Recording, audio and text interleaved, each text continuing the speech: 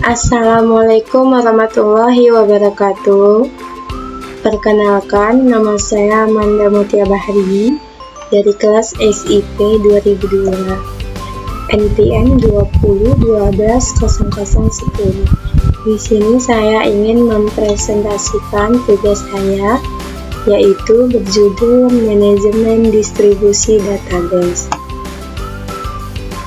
Nah, pembahasan data terdistribusi, data manajemen sistem, perancangan database, sasaran penamaan, non-works domain.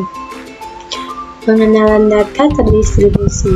Database terdistribusi adalah sebuah database yang diatur oleh sebuah database manajemen sistem atau disebut juga dengan DBMS yang tersimpan secara fisik pada beberapa komputer yang terdapat pada beberapa lokasi dengan terkoneksi pada sebuah jaringan. Sifat dari database terdistribusi yaitu homogen dan heterogenes.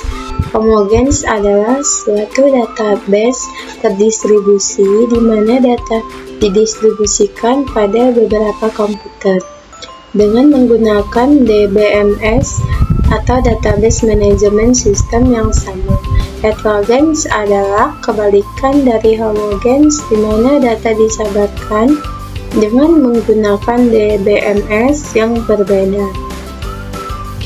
Pengenalan data terdistribusi. Ada dua aspek penting dari DBMS, yaitu distribusi.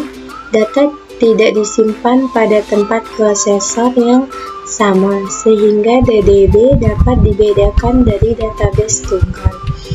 Korelasi logika.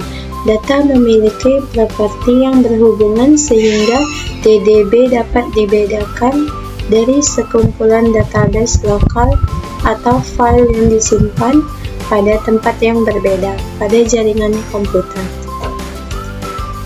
Nah, pengenalan data terdistribusi, struktur network. Keuntungannya itu bersifat central control management, lebih terjamin. Kerugian kalau node pusat A rusak, semua sifat desentralisasikan akan rusak. Ring network LAN, keuntungannya rusak satu, yang lain masih berjalan. Nah, kerugiannya kontrol manajemen kurang terjamin karena sifat desentralisasi.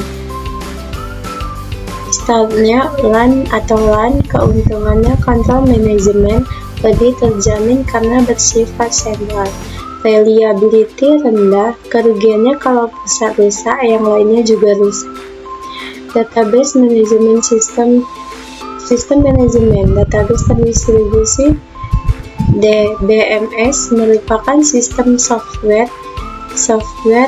yang dapat memelihara DDBS dan transparan ke user. DDBS bukan merupakan kumpulan dari file yang dapat disimpan terdiri di setiap node dari jaringan komputer. Untuk membentuk DDS, file tidak seharusnya berrelasi secara logika saja. Keuntungan DBMS, otonomi lokal karena dapat didistribusikan user, dapat mengakses dan bekerja dengan data tersebut sehingga memiliki kontrol lokal. Meningkatkan reliability atau availability. Jika satu sistem mengalami crash, dapat membuat beberapa sistem tidak dapat diakses jika data direplikasi ke banyak sistem. Kerusakan hubungan komunikasi tidak menjadikan sistem total tidak dapat dioperasikan.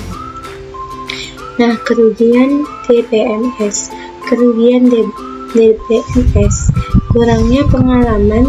Sistem DB terdistribusi bertujuan umum, general purpose, tidak sering digunakan. Yang digunakan adalah sistem properti yang dibuat untuk satu aplikasi, misalnya reservasi pesawat.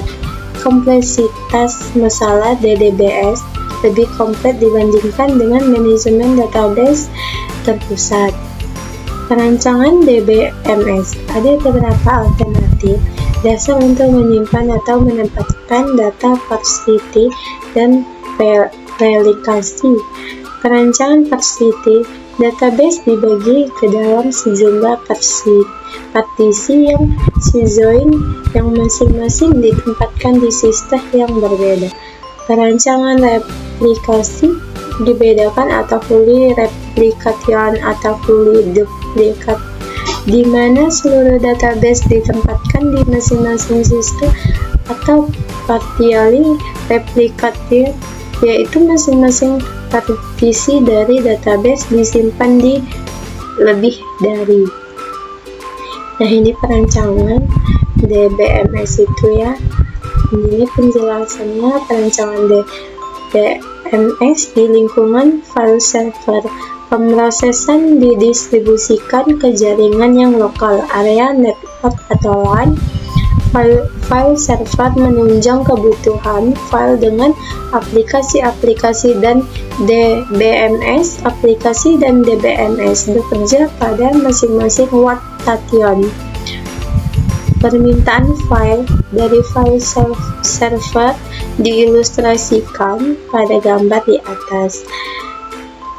File server bertindak sebelum sebuah driver hard disk yang dapat dipakai bersama DBMS pada masing-masing workstation, mengirimkan permintaan ke file server untuk seluruh data yang dibutuhkan DBMS yang disimpan di disk.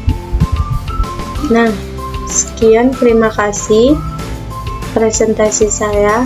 Saya ucapkan wassalamualaikum warahmatullahi wabarakatuh.